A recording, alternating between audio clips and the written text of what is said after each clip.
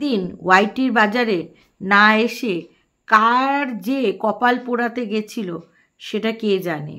তো যাই হোক, কপাল টপাল যে ভালো করে পুড়িয়ে এসেছে সেটা তো বোঝাই যাচ্ছে।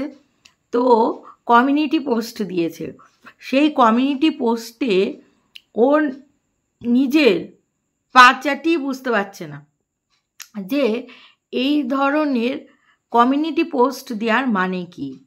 আর আমরা তো বুঝেইছি, আর আমি কতটা কি বুঝেছি সেটা নিয়ে তো আলোচনা করবই। তার আগে বলি, ও না স্কুলে পড়াতো, ও না স্কুল টিচার ছিল, তাহলে ফ্যাশন ফ্যাশন মানেটা কি, তাই না? আমরা অনেককে বলি, দেখো ও জামা কাপড় পরে খুব ফ্যাশন করছে। ফ্যাশন মানে নতুনত্ব, যেটা নতুনত্ব মানে তুমি যেটা করতে, তুমি ধারাবাহিক যে জিনিসটা করতে সেই ধারাবাহিকের বাইরে গিয়ে কিছু করছো, সেটা হচ্ছে ফ্যাশন। ফ্যাশন আমরা আবার এটাকেও বলবো, যেটা মানে কি বলবো আর কি, যেটার মধ্যে নতুনত্ব ছোঁয়া আছে। ধরো তুমি চুড়িদার পরতে, এখন তুমি জিন্স টপ পরছো, তার মানে তোমার সাজের মধ্যে নতুনত্ব ছোঁয়া আছে, সেটাকে আমরা ফ্যাশন বলবো, তাই না? তো সেক্ষেত্রে টুকলি একটা স্কুল টিচার হয়ে এই ধরনের ভুল কি করে বলতে পারে? আর আমরা হ্যাবিট কাকে বলবো? হ্যাবিট এটাকেই বলবো যে হ্যাবিট মানে অভ্যাস, অভ্যাস, তাই না? মানে আমি এরকম বলতে পারি যে আমার বই পড়ার হ্যাবিট আছে, মানে আমার বই পড়ার অভ্যাস আছে, যেটা কিনা আগে ছিল আমার প্রচুর পরিমাণে। মানে তোমরা বিশ্বাস করবে না, বিয়ের পরে সময় কাটতো না বলে কত যে আমি বই পড়ে কাটিয়েছি, কত সময় বই পড়ে ব্যয় করেছি, সেটা তোমাদের কাছে ব্যক্ত করতে পারবো না। বাট সেই এত একটা ভালো অভ্যাসই আমি এই ইউটিউবে এসে হারিয়েই ফেলেছি। যাই হোক, এবার আমি কি বক্তব্য বিষয়ে বলতে আসলাম, সেটা হচ্ছে গিয়ে বলছে যে লক্ষ্য করে দেখবে চা খাওয়ার সময় বলছে যে বামুন আর আমার চা খাওয়াটা বামুনের ফ্যাশন হয়ে গেছে। কেন এই কথাটা বলবে? ওনা একটা স্কুল টিচার, ওরা তো আগাগোড়াই চা খেত, মানে টুকলি আর বামুন আমরা নিজেরাও দেখেছি যে এরা আগাগোড়াই চা খেত। চা খাওয়াটা এদের জীবনে নতুন নয়, আর নতুনত্বও কিছু হয়নি। তাহলে চা খাওয়াটা এদের জীবনে ছিল। তাহলে হ্যাবিট কোনটা হলো? চা খাওয়াটা একটা অভ্যাস। বলছে চা খাওয়াটা আমাদের একটা ফ্যাশন হয়ে গেছে। চা খাওয়াটা ফ্যাশন না, অভ্যাস। এখন যদি টুকলি মাল খায়, তাহলে আমি বলতে পারি যে টুকলির মাল খাওয়ার অভ্যাসটা ছিল না, মাল খাচ্ছে, টুকলি এখন মাল খাওয়াটাকে হ্যাবিট করে নিয়েছে, মানে মাল খাওয়াটাকে অভ্যাস করে নিয়েছে। ঠিক আছে, মাল খাওয়াটাকে কখনো আমি ফ্যাশন বলতে পারবো না। হ্যাঁ, ফ্যাশন কোনটা ছিল? সেটা হচ্ছে গিয়ে এই যে প্যান্টুলুনটা পরছিল, হ্যাঁ, তো সেই প্যান্টুলুন আর গেঞ্জুলুন যে পরছিল, সেটাকে আমরা বলতে পারি যে টুকলি খুব ফ্যাশন করছে। কারণ টুকলি মডার্ন টু সাজার খুব ইচ্ছা করছে। তা চুলটা কেটে যদি ওই রকম, চুলটা তো কেটেছে কষ্ট করে, শখ করে, যে কারণেই কেটেছে, তাহলে চুলটা যে কেটেছে, এবার চুলটা কেটে যদি আমাদের সামনে ওই প্যান্টুলুন পরে আসে, তাহলে বুঝবো যে বুকের কতটা হক আছে। তাহলে আমরাও দেখে একটু চক্ষু সার্থক করবো, কারণ ওরকম প্যান্টুলুন গেঞ্জুলুন পরে ওই রকম চুল কাটা আমরা অনেক দিন ধরে দেখতে চেয়েছি। তাহলে এই জিনিসটা দেখলে আমাদের চোখের শান্তি হবে, তাই না? কবে দেখব? কিরে, প্যান্টুলুনগুলো তো উই পোকায় উই ধরবে, কারণ প্যান্টুলুন গেঞ্জিলুন এগুলো তো তুই অনেক দিন যাবৎ পরছিস না। কেন রে, কেন রে, কেন কেন কেন কেন ওগুলো পরছিস না? ওগুলো তো মানে পরে পরে ঘরে পরে পরে উইকতে কাটবে, বুঝেছিস? আচ্ছা, এবার আমি যেই বিষয়টা বলতে আসি, সকালবেলায় চা খেলো টুকলি আর বামন মিলে, তারপরে তোমাদের হচ্ছে গিয়ে আজকে কোনো রান্নাবান্না নেই, সব বাসি চাষি সমস্তটা খাবো, ফ্রিজ পরিষ্কারের অভিযান করব, নাকি সবজি নেই এই বাহানায় রান্না করব না? হ্যাঁ, কেমন নছাল্লা বামুন, হ্যাঁ? আর তুই বা কেমন নছাল্লা? এটাকে সংসার বলবো? যেই সংসার যারা রোজই কিনা বেরোচ্ছে, এমন নয় যে বেরোচ্ছে না। আর বামুন যেখানে এমন একটা কাজ করে, হ্যাঁ, তো বামুনের তার অফিস গিয়ে বা ব্রেনের কোনো খেলা নেই। বামুন হচ্ছে ড্রাইভারির কাজ করে। তা সেই ড্রাইভারির কাজ করতে করতে কি সবজি বাজার করা যায় না? আলু পর্যন্ত থাকে না? এটা বিশ্বাসযোগ্য? হ্যাঁ, পুজোর আগে আবার ডিজিটাল ভিখারিগিরি করতে বসে গেলি? হ্যাঁ, তুই না একটা ভালো মাল্টিন্যাশনাল কোম্পানিতে হান দিচ্ছিস, তুই না একটা বড়লোক, তোকে এই রকম ডিজিটাল ভিখারিপানা একেবারে মানায় না। যাই হোক, তালে গোলে গুড মর্নিং করতেই ভুলে গেল।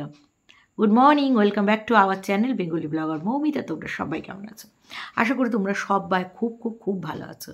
আসলে কি বলো তো, না ওই শেষের দিকে অনেক কিছু বলার আছে, সেটা নয় শেষের দিকেই বলবো। তো তখন আমাদের বাসনের স্ট্যান্ড পরিষ্কার কিভাবে করতে হয় সেইটা দেখাচ্ছে।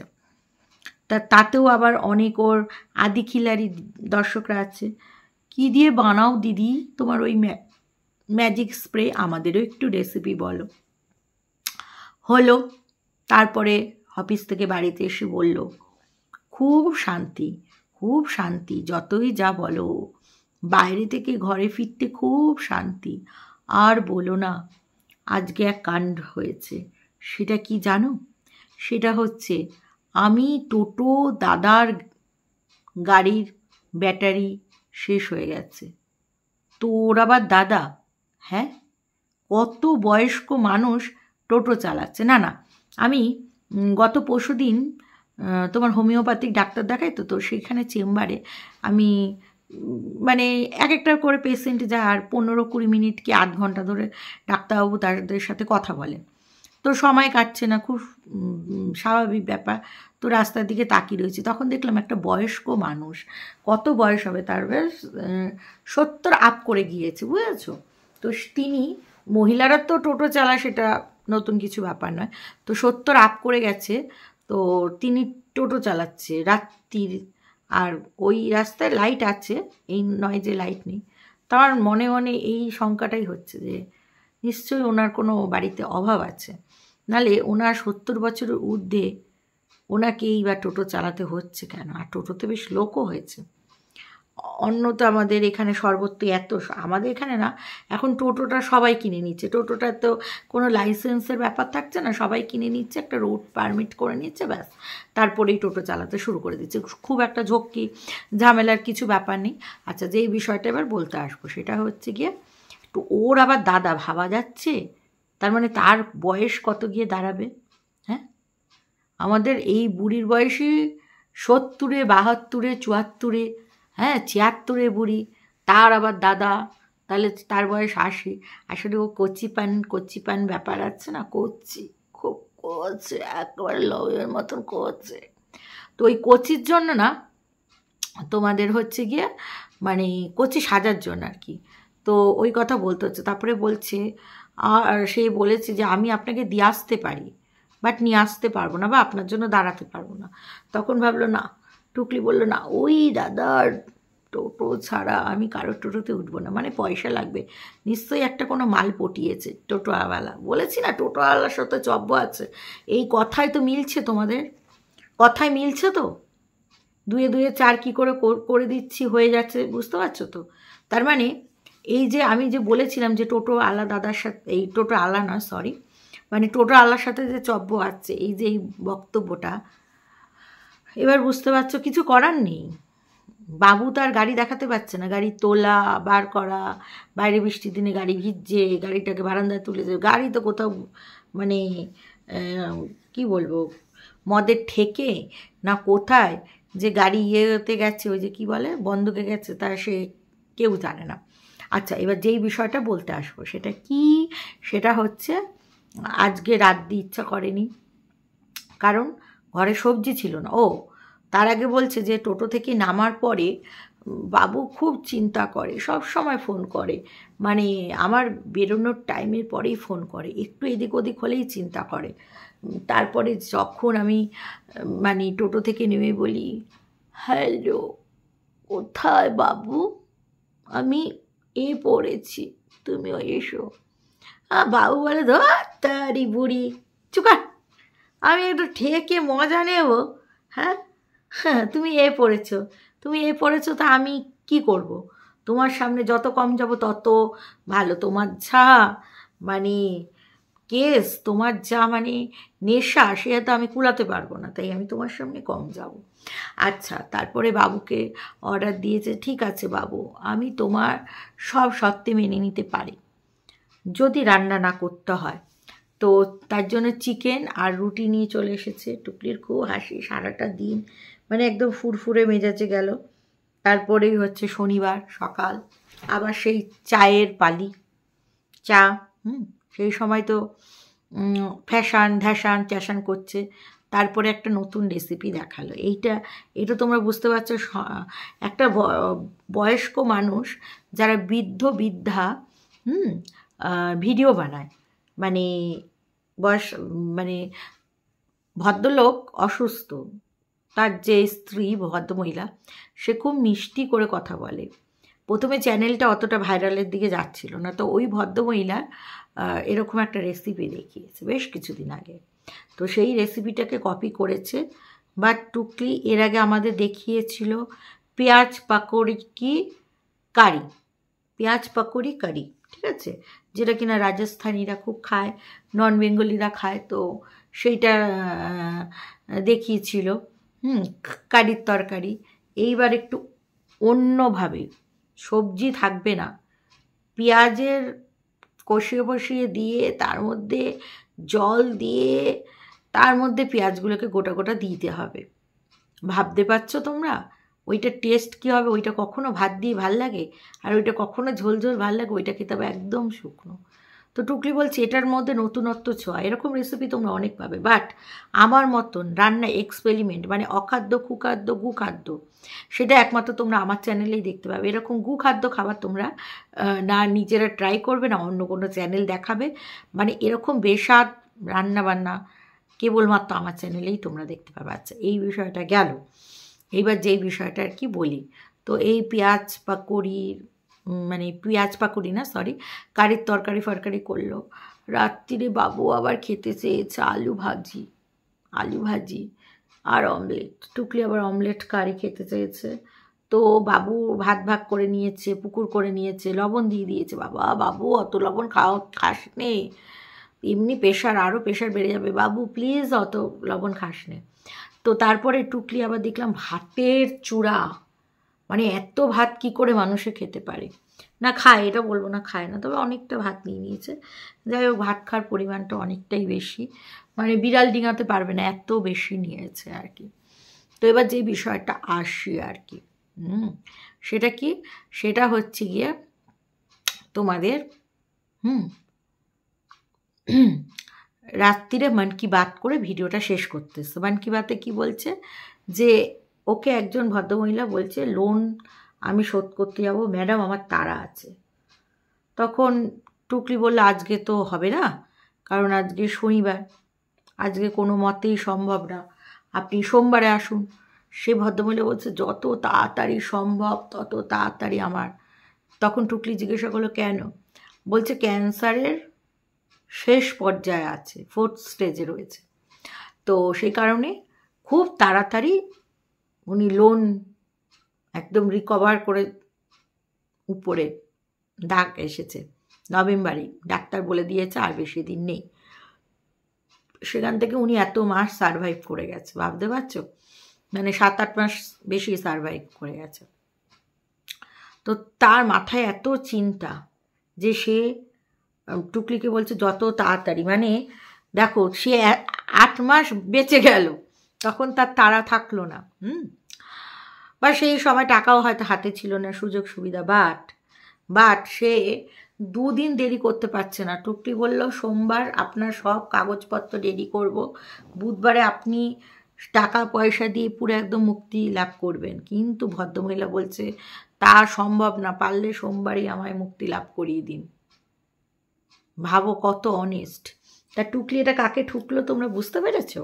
এটা ঠুকলো হচ্ছে বামুনের ভাইয়ের বউকে।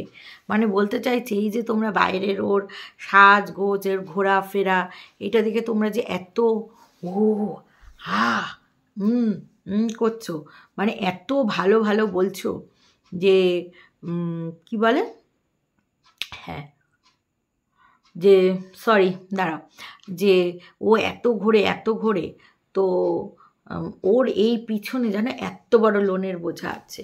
তোমরা ভাবছো তাই, মানে ওর এত লোনের বোঝা, ও কিন্তু এইভাবে সাজগোজ করার বিভিন্ন জায়গা থেকে লোন নেয়, আর লোন দেওয়ার কথা কিছুই মাথায় থাকে না বা দিতে চায়ও না। কিন্তু আমি এরকম পৃথিবী এরকম মানুষকে দেখলাম, চোখ দিয়ে জল এসে গেল লোনের বোঝা। আসলে গল্পের গরুকে গাছে তোলে তো ঠিকঠাক ভালো করে তুলতে পারিনি। ও বোঝাতে চাইলো ওই বামুনের ভাইয়ের বউয়ের কথা। হতে পারে বামুনের ভাইয়ের বউ হয়তো ধার দেনাতে জিনিসপত্র কেনে, কিন্তু ধার দেনা শোধও দিয়ে দেয়, না হলে তাকে নেক্সট টাইম আর কেউ জিনিসপত্র দেবে না। আর যা কেনাকাটির বহর নিশ্চয়ই সেরকম দম আছে। আর যেখানে সে একটা সরকারি চাকরি করে, শুনলাম নাকি কোথাও একটা বলেছে যে তার চাকরি চলে যাবে, মানে অভিশাপ মন্ত করছে আর কি।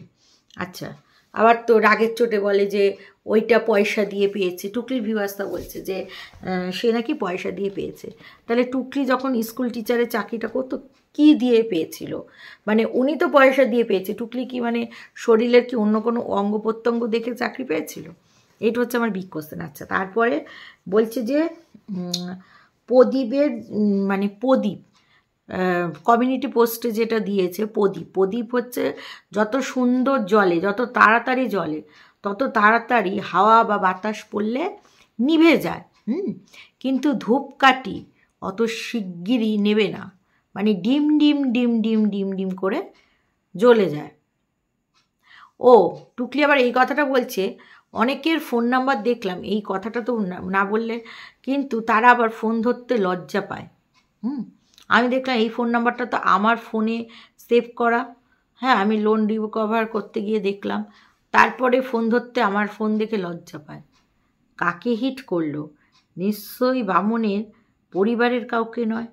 তার মানে এই হিটটা ও সাত ভাই ট্যানটানা কিংবা হিপড়া কাউকে একটা হিট করলো। যাই হোক, সেটা বড় কথা না, বড় কথা হচ্ছে ধূপকাঠি আর ওই প্রদীপের পার্থক্য বলছে প্রদীপ তো ঝট করে নিভে যায়, কিন্তু ধূপকাঠি সুগন্ধ ছড়ায়, হ্যাঁ, অনেক মানে অনন্তকাল ধরে চলে। তো বলি কি, প্রথমে যখন আদিম মানুষ আগুন জ্বালিয়েছিল, উত্তরটা আমার সবসময় রেডি থাকে, এটা জেনে রাখবে। আগুন জ্বালিয়েছিল, কিভাবে জ্বালিয়েছিল? দুটো পাথরে এরম ঠোকাঠুকি করে আগুন জ্বালিয়েছিল। তারপরে আগুনটা বেশিক্ষণ রাখার জন্য কি করতো? তখন তারা একটা মাশাল তৈরি করেছিল, সেই মাশাল দিয়ে গাছে চাল বাকল দিয়ে মাশাল দিয়ে সেইটার উপরে করতো। তো তোমরা জানো আদিম যুগের, আর ওইদিকে আর ঘাটলাম না। তো প্রদীপটা অনেক প্রাচীন এবং খুব পুরাতন মানুষের একটা আবিষ্কার। সেটা কিভাবে? সেটা হচ্ছে প্রদীপটা মানুষের অনেকক্ষণ জ্বলবে। তো সেই কারণে মাটি দিয়েই প্রথমে প্রদীপ তৈরি হয়েছিল। আগেকার দিনে মাটির প্রদীপ মানে সলতে, আর সেই সাথে হচ্ছে গিয়ে সর্ষের তেল দিলে জ্বলতো। হ্যাঁ, এটা সত্যি কথা যে হাওয়াতে প্রদীপ নিভে যায়, কিন্তু প্রদীপ যদি তুমি জ্বালাতে চাও বেশি করে তেল দেবে, সারা রাত্রি জ্বলবে। শুধু সারা রাত্রির কেন, জ্বলতেই থাকবে। অনেক মন্দির টন্দিরে দেখবে প্রদীপ আছে, যে যারা যেসব মন্দির অ্যাফোর্ড করতে পারে, তো সেই সব প্রদীপ কখনোই নেবে না। ধূপকাঠিটা তো মানুষের পরে আবিষ্কার, যে প্রদীপ হয়েছে তাহলে এবার একটা সুগন্ধি কিছু বানায়, তখন ধূপকাঠি। হ্যাঁ, প্রদীপের তেজ যেরকম, প্রদীপ দিয়ে অনেক সুন্দর সুন্দর কবিতা আছে। প্রদীপটা শিখাটা যখন যায়, সেই শিখাটা উপর দিকে যায়। প্রদীপের শিখা কখনো লক্ষ্য করে দেখবে উপর দিকে যায়, তার মানে তার লক্ষ্যটা স্থির। তার লক্ষ্যটাই উপর দিকে। কিন্তু ধূপকাঠির আবার ধোঁয়া ইলিয়ে বিলিয়ে চিলিয়ে ইদার ওদের করে যায়।